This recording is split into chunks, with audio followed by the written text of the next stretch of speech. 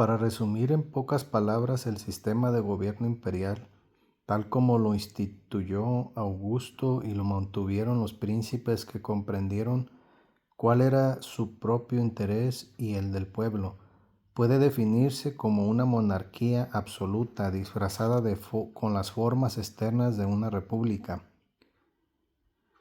Los amos del mundo romano rodearon su trono de oscuridad, ocultaron su fuerza irresistible y humildemente se declararon ministros responsables ante el Senado, cuyos decretos supremos dictaban y obedecían. El aspecto externo de la corte concordaba con las formas de la administración. Los emperadores, sí, exceptuamos a los tiranos cuya locura caprichosa violaba todas las leyes de la naturaleza y la decencia, desdeñaban la pompa y la ceremonia que podría ofender a sus compatriotas y nada añadía a su poder real. En los ritmos cotidianos simulaban mezclarse con sus súbditos y mantenían con ellos una relación social igualitaria de visitas y distracciones. Sus costumbres, su palacio, su mesa se adecuaban a lo sumo al rango de un senador opulento. La servidumbre de su casa, fuera numerosa o espléndida, estaba integrada solo por sus propios libertos o esclavos domésticos. Augusto o Trajano se habrían sonrojado al emplear al más humilde de los romanos en las más simples tareas que con tanto apremio solicitan para sí los más orgullosos nobles de Gran Bretaña, deseosos de desempeñarlas en la casa y el gabinete de un monarca limitado. La deificación de los emperadores constituye la única faceta en que se alejaron de su habitual prudencia y modestia. Los griegos asiáticos fueron los inventores de este modo de adulación servil e impío, y los sucesores de Alejandro los primeros en ser su objeto. Pasó con facilidad de los reyes a los gobernadores de Asia y con cierta frecuencia se adoró a los magistrados romanos como deidades provinciales, con la pompa de altares y templos, festivales y sacrificios. Era natural que los emperadores no rechazaran lo que los procónsules habían aceptado y los honores divinos que unos y otros habían recibido de las primicias de las provincias eran mejor muestras del despotismo de Roma que de su servidumbre. Sin embargo, pronto los conquistadores imitaron a las naciones vencidas en las artes del halago, y el espíritu imperioso del primer César consintió en asumir en vida, con excesiva facilidad, un lugar entre las deidades titulares de Roma. El carácter más templado de su sucesor declinó una ambición tan peligrosa como esta, que no volvió a repetirse hasta la locura de Calígula y Dominiciano. Es cierto que Augusto permitió que algunas de las ciudades de las provincias erigieran templos en su honor con la condición de que asociaran la adoración de Roma con la del soberano, y toleró la superstición particular de la que pudiera ser objeto, pero se conformó con ser reverenciado por el Senado y el pueblo por su carácter humano, y sabiamente dejó a su sucesor la tarea de deificación pública. Se introdujo la costumbre de que tras el fallecimiento de un emperador que no hubiera vivido ni muerto como tirano, el Senado, mediante un decreto solemne, lo situaría entre los dioses y que las ceremonias de su apoteosis se mezclaran con las del funeral. Esta profanación legal y al mismo tiempo imprudente, que tan repugnante resulta para los principios actuales más estrictos, fue recibida con un débil murmullo por parte de los politeístas, pero se acogió como una decisión política, no religiosa. Deshonraríamos las virtudes de los antoninos si las comparáramos con los vicios de Hércules o Júpiter. Incluso el carácter de César o de Augusto era muy superior al de las deidades populares. Pero los primeros tuvieron la desgracia de vivir en una época ilustrada y sus actos quedaban registrados de modo demasiado fiel para admitir la mezcla de fabulación y misterio que exige la devoción de la gente común. En cuanto su divinidad quedó establecida por ley, se asumió en el olvido sin contribuir ni a su fama ni a la dignidad de los príncipes posteriores. Al tratar del gobierno imperial, hemos mencionado con frecuencia a su astuto fundador por el conocido título de Augusto que, sin embargo, no se le otorgó hasta que el edificio estuvo casi completo. Debía el oscuro nombre de Octaviano a una modesta familia de la pequeña ciudad de Aricia. Estaba manchado con la sangre de la proscripción y él habría deseado, de ser posible, borrar todo recuerdo de su vida anterior. Como hijo adoptivo del dictador, adquirió el ilustre nombre de César, pero era demasiado sensato para esperar ser confundido o desear ser comparado con aquel hombre extraordinario. El Senado propuso dignificar a su ministro con un nuevo apelativo y tras un serio debate se escogió entre otros el nombre de Augusto como más adecuado para el carácter pacífico y santo que simulaba habitualmente. Así pues, el de Augusto era un apelativo personal y el de César una distinción familiar. El primero debería haber desaparecido con el príncipe al que se le concedió, y aunque el segundo se transmitió por adopción y alianza femenina, Nerón fue el último príncipe que podía alegar algún derecho hereditario a los hombres de la línea juliana. Con todo, en el momento de su muerte, la práctica de todo un siglo había unido estos apelativos de modo inseparable a la dignidad imperial y se habían mantenido en una larga sucesión de emperadores romanos, griegos, francos y germanos, desde la caída de la República hasta entonces. Pronto se introdujo una distinción. El sagrado título de Augusto se reservó siempre para el monarca, mientras que el nombre de César se otorgó con mayor libertad a sus parientes y por lo menos desde el reinado de Adriano se aplicó a la segunda persona en la jerarquía del Estado, considerada como presunta heredera del imperio. El atento respeto de Augusto por una constitución libre que él mismo había destrozado solo puede explicarse mediante un examen atento del carácter de aquel sutil tirano. Una cabeza fría, un corazón insensible y un temperamento cobarde lo indujeron, a la edad de 19 años, a asumir una máscara de hipocresía que nunca abandonó. Con la misma mano y probablemente con el mismo estado de ánimo, firmó la ejecución de Cicerón y el perdón de Simna. Sus virtudes, incluso sus vicios, eran artificiales, y según los diversos dictados de su interés, al principio fue enemigo y al final padre del mundo romano. Cuando formuló el ingenioso sistema de la autoridad imperial, su moderación se inspiraba en sus temores. Deseaba engañar al pueblo con una imagen de libertad civil y al ejército con una imagen de gobierno civil. Tenía siempre ante los ojos de la muerte de César.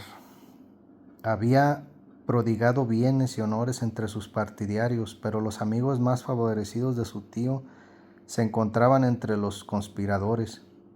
La fidelidad de las legiones podría defender su autoridad contra una rebelión explícita, pero la vigilancia no podía asegurarle la integridad frente a la daga de un republicano resuelto, y los romanos, que reverenciaban la memoria de Bruto, aplaudirían la imitación de su virtud.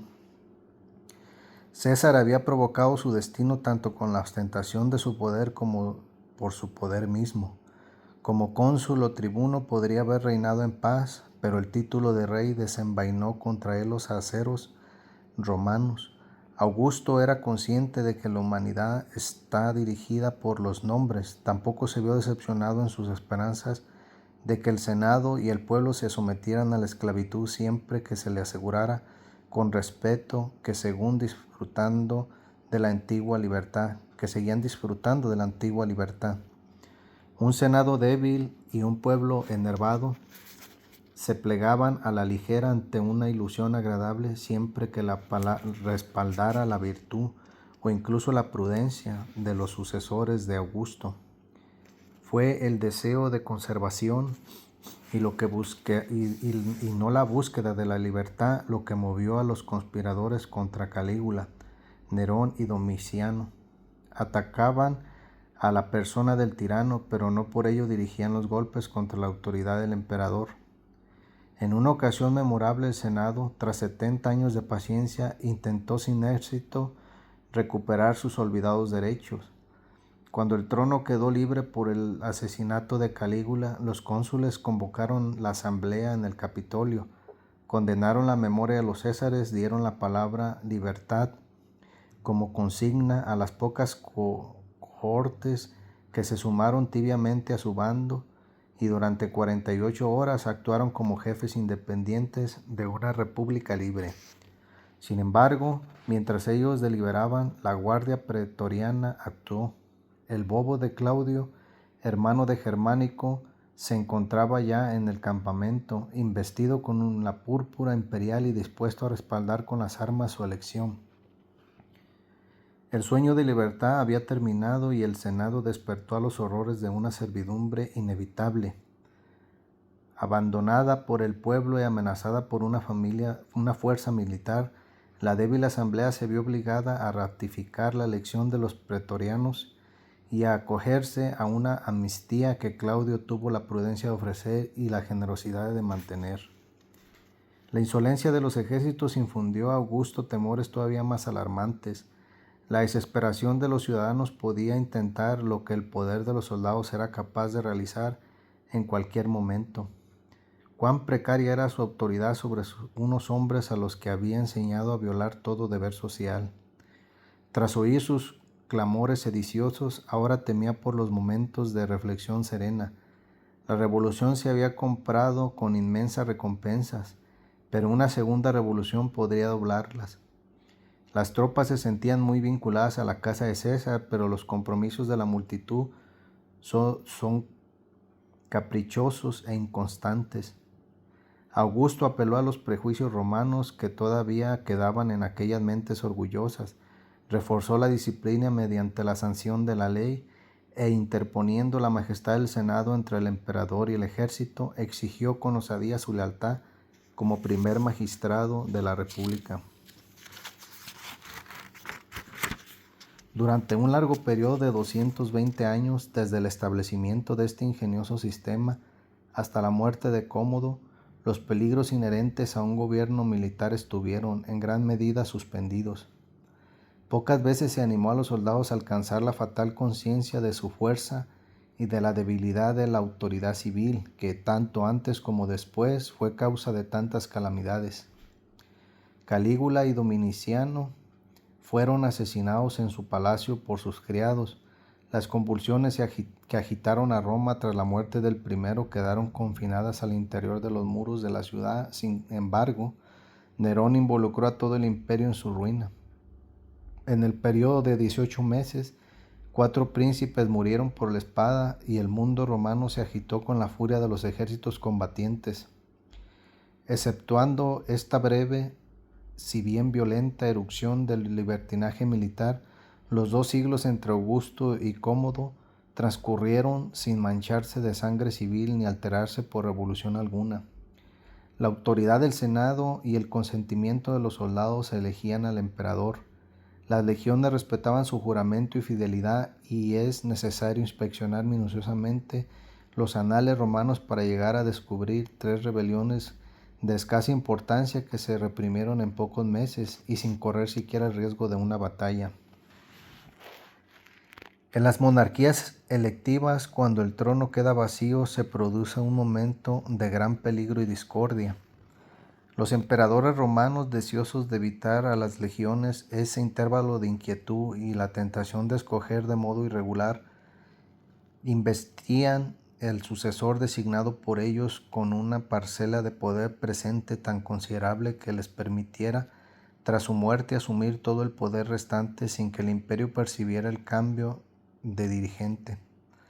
Así pues, Augusto, después de que sus perspectivas más halagüeñas le fueran arrebatadas por diversas muertes prematuras, depositó sus últimas esperanzas en Tiberio, obtuvo para su hijo adoptado los poderes de censor y de tribuno y promulgó una ley por la cual el futuro príncipe quedaba investido con autoridad igual a la suya sobre las provincias y los ejércitos.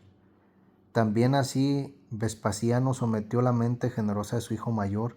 Tito era adornado por las legiones de Oriente que bajo su mando acababan de conseguir la conquista de Judea.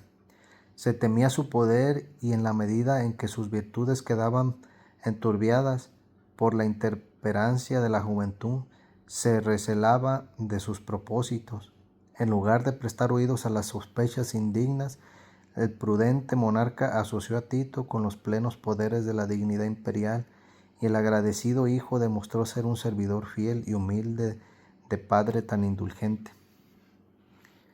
El tino de Vespasiano lo llevó a apoyar cualquier medida que confirmara su precario y reciente ascenso. Hacía ya un siglo que era costumbre que el juramento militar y la fidelidad de las tropas se vinculara al nombre y a la familia de los Césares. Y aunque la línea familiar solo se había mantenido mediante el rito ficticio de la adopción, los romanos seguían reverenciando en Nerón al nieto de Germánico y al sucesor directo de Augusto. La guardia pretoriana había sido convencida, no sin renuencia y remordimientos, para que abandonara la causa del tirano. Las rápidas caídas de Galba, Otón y Vitelio enseñaron al ejército a considerar a los emperadores como producto de su voluntad e instrumento de su desenfreno. Vespasiano era de origen humilde, su abuelo había sido soldado raso y su padre fue un funcionario menor de la hacienda pública. Lo elevó al imperio su propio mérito en edad ya madura, pero su capacidad resultaba más útil que brillante y sus virtudes quedaban enturbiadas por una mezquindad estricta, incluso miserable. Tal príncipe planeó su interés mediante la asociación con un hijo cuyo carácter más abierto y generoso podría desviar la atención pública de su oscuro origen hacia las glorias futuras de la casa Flavia. Durante el benigno gobierno de Tito, el mundo romano disfrutó de una dicha pasajera y su amado recuerdo sirvió para proteger durante más de 15 años los vicios de su hermano Domiciano.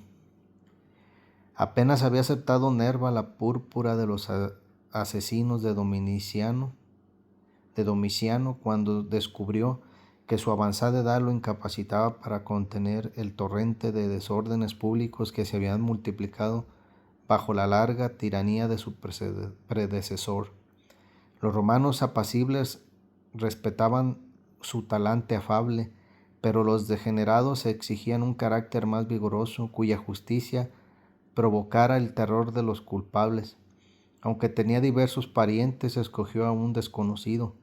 Adoptó a Trajano, a la sazón de unos 40 años, que dirigía un ejército poderoso en la Germania inferior, e inmediatamente, mediante un decreto del Senado, lo declaró su igual y sucesor.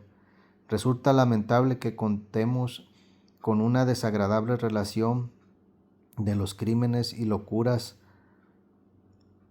de Nerón, pero nos vemos obligados a recopilar los actos de Trajano a partir de lo que se vislumbra en un compendio o a la luz dudosa de un panegírico. Sin embargo, nos queda un panegírico ajeno a toda sospecha de adulación. Transcurridos unos 250 años de la muerte de Trajano, el Senado, al verter las aclamaciones habituales a la llegada de un nuevo emperador, mostró su deseo de que superara el acierto de Augusto y la virtud de Trajano.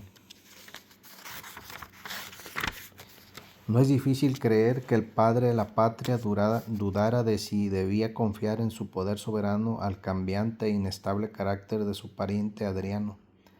En sus últimos momentos, las artimañas de la emperatriz Plotina o bien sajaron la indecisión de Trajano o supusieron osadamente una adopción ficticia cuya verdad no podía discutirse sin riesgo, y Adriano fue reconocido sin problemas como su sucesor legítimo. Tal como se ha mencionado durante su reinado, el imperio floreció en paz y prosperidad. Fomentó las artes, reformó las leyes, impulsó la disciplina militar y visitó personalmente todas las provincias. Su gran y vivo talento resultaba tan apropiado para los planes ambiciosos como para los pequeños detalles de la política civil. No obstante, las pasiones que dominaban su alma eran la curiosidad y la vanidad, y según el momento, Adriano era un príncipe excelente, un sofista ridículo o un tirano receloso.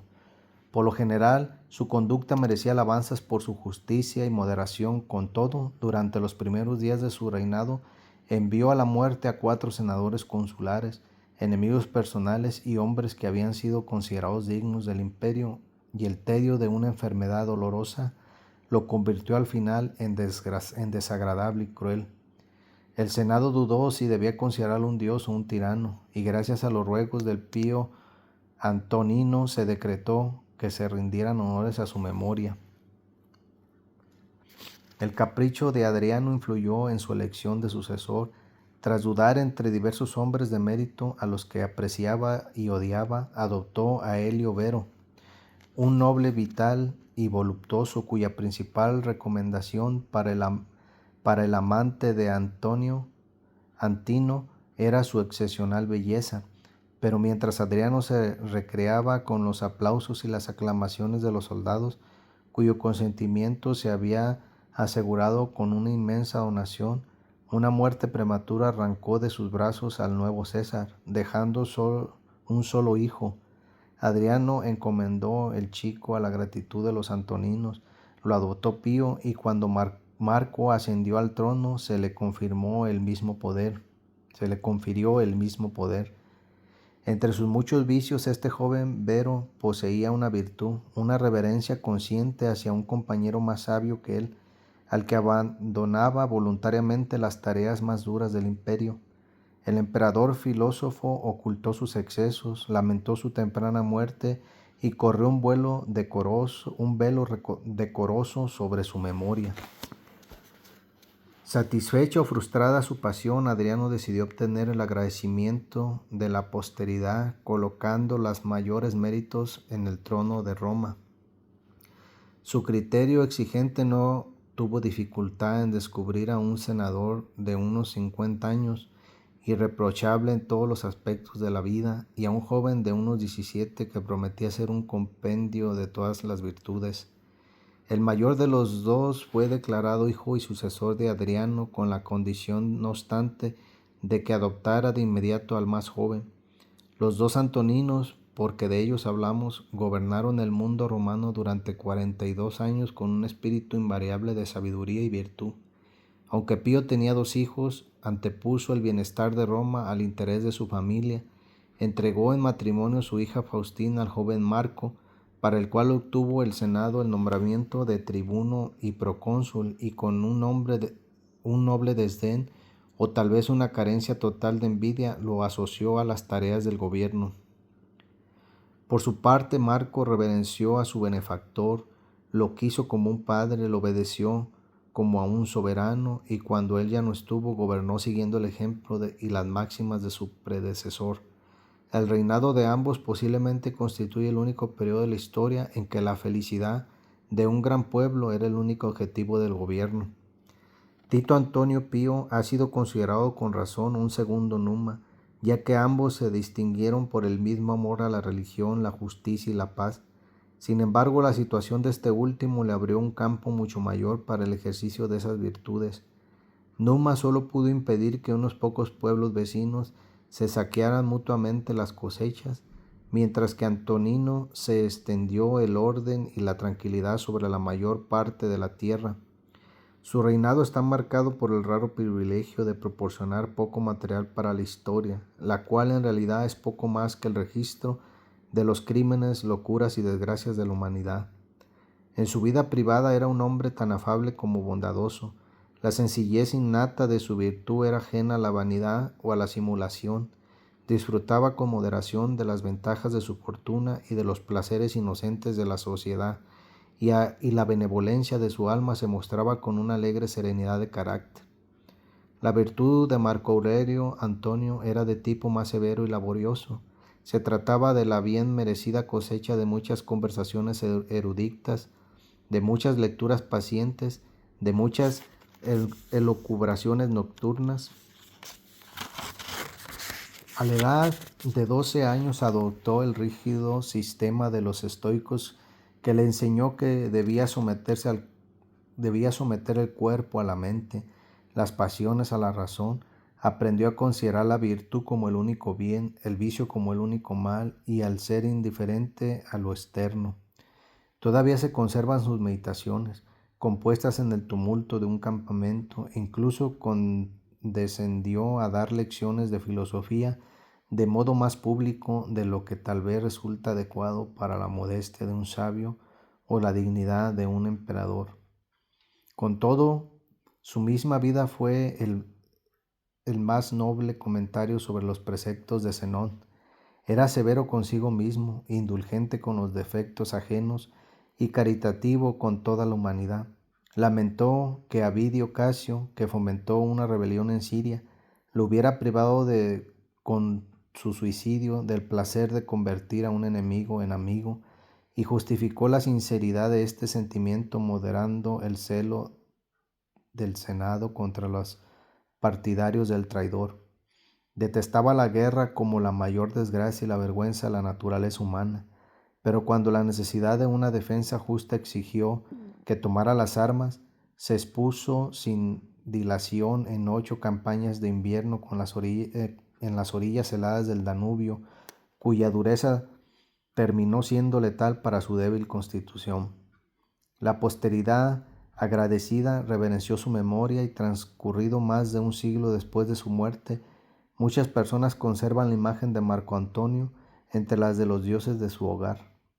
Si se pidiera a cualquiera que determinara el periodo de la historia del mundo en que la condición de la raza humana fue más próspera y feliz, mencionaría sin dudar la que se extiende entre la muerte de Domiciano hasta el ascenso de Cómodo. El gran territorio del Imperio Romano estuvo gobernado por un poder absoluto, guiado por la virtud y la sabiduría.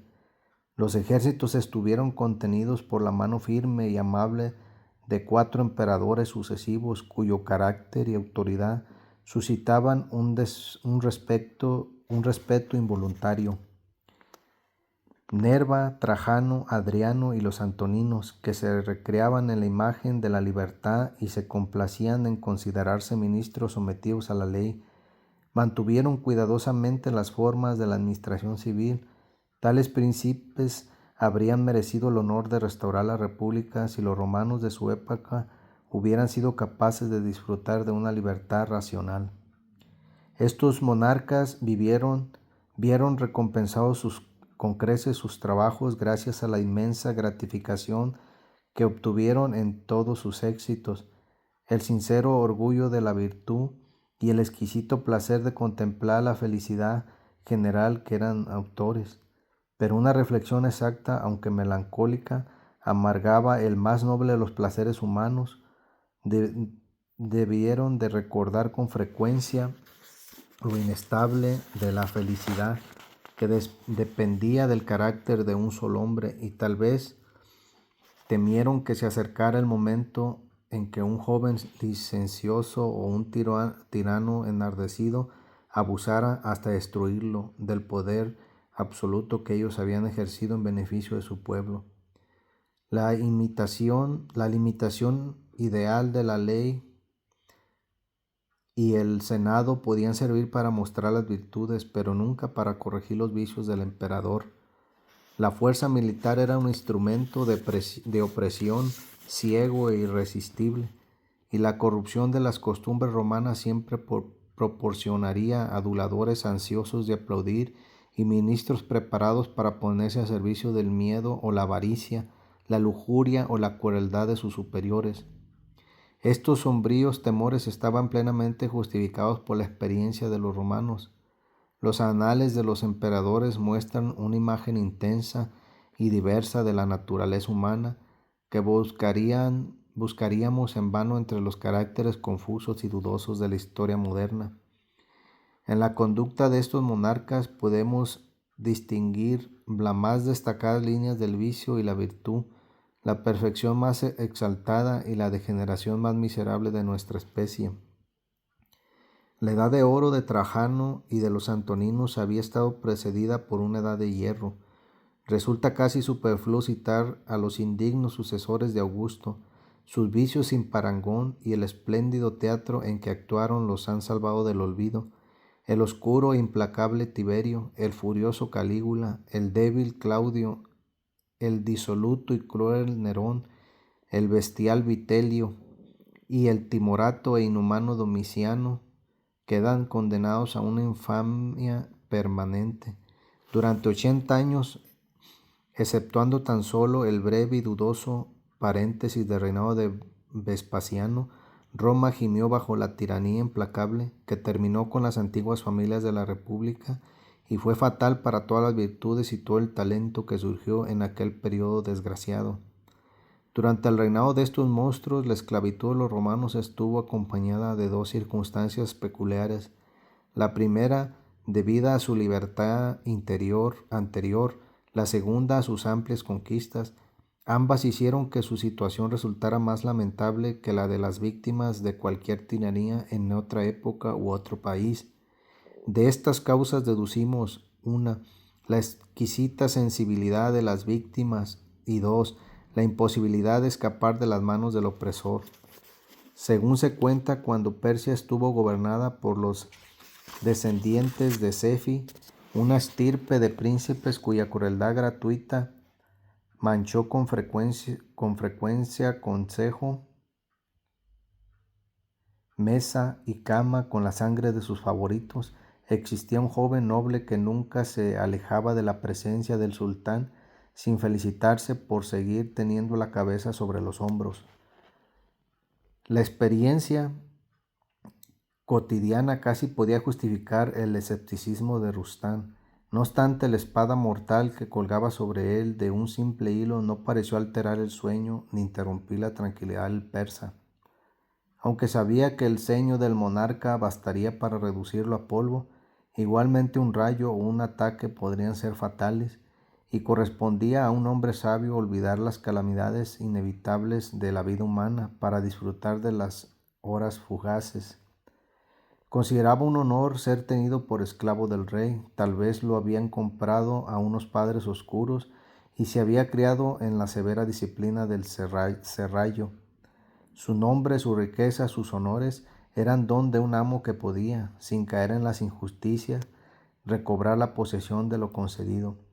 El conocimiento de Rustán, si alguno poseía, solo podía servirle para confirmar sus costumbres mediante prejuicios, ya que su lengua carecía de palabras para una forma de gobierno que no fuera la monarquía absoluta. La historia de Oriente le informaba de que tal había sido siempre la condición de la humanidad. El Corán y los exégetas de ese libro santo le inculcaban que el sultán era el descendiente del profeta y el vicerregente del cielo, que la paciencia era la mayor virtud del musulmán y que la obediencia sin límites constituía el más grande deber de un súbdito. Muy diferente era la idea de los romanos en relación con la esclavitud.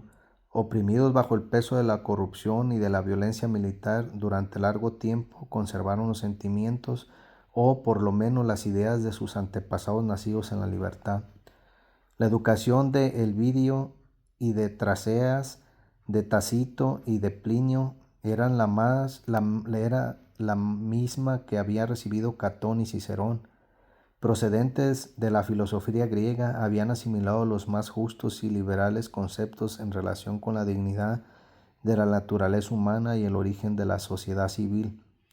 La historia de su país les había enseñado a reverenciar una república virtuosa y victoriosa, a aborrecer los exitosos crímenes de César y de Augusto, y en su fuero interno a despreciar a los tiranos que adoraban con la más abyecta adulación. Como magistrados y senadores, se los admitía en el gran consejo que en otros tiempos dictara las leyes para toda la tierra, cuyo nombre todavía sancionaba los actos del monarca y cuya autoridad con tanta frecuencia se prostituía ante los propósitos más viles de la tiranía. Tiberio y los emperadores que adoptaron sus máximas intentaron disfrazar sus asesinatos bajo las formalidades de la justicia. Tal vez disfrutaban de un placer secreto al convertir al Senado a la par en su víctima y su cómplice. Esta asamblea condenaba al último de los romanos por crímenes imaginarios y virtudes reales. Sus infames acusadores adoptaban el lenguaje de patriotas independientes que hacían comparecer a un peligroso ciudadano ante el tribunal de su país, y ese servicio público se recompensaba con riquezas y honores. Los serviles jueces manifestaban que imponían la majestad de la república, violada en la persona de su primer magistrado, cuya clemencia aplaudían tanto más cuanto más temblaban ante su crueldad inexorable e inminente. El tirano contemplaba su bajeza con justo desprecio y se enfrentaba a los secretos sentimientos de aversión del Senado con un odio franco y manifiesto hacia el conjunto de la Asamblea.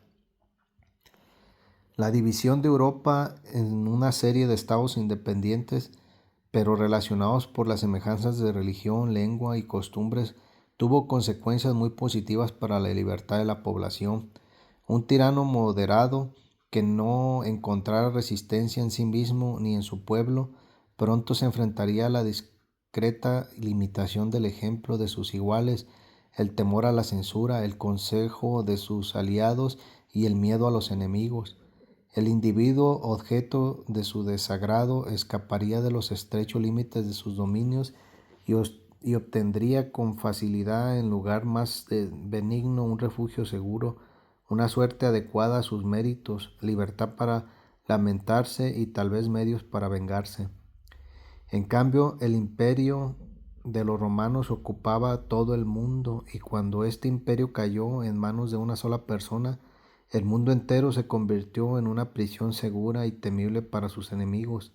El esclavo del despotismo imperial estuviera condenado a arrastrar su cadena dorada por Roma y el Senado, o a llevar una vida de exilio en la roca desnuda del Cérifo o en las heladas márgenes del Danubio. Aguardaba su destino en un silencio desesperado. La resistencia resultaba mortal y era imposible huir. A ambos lados lo rodeaba una gran extensión de tierra y mar que nunca podría cruzar sin ser descubierto, apresado y devuelto a su irritado señor. Más allá de las fronteras, su mirada ansiosa solo descubría el océano, desiertos inhóspitos, tribus hostiles de bárbaros, de costumbres feroces y lenguas desconocidas, o bien reyes dependientes que comprarían con gusto la protección del emperador con el sacrificio de un fugitivo molesto. Donde quiera que te encuentres, dijo Cicerón al exiliado Marcelo, recuerda que sigues bajo el poder del conquistador.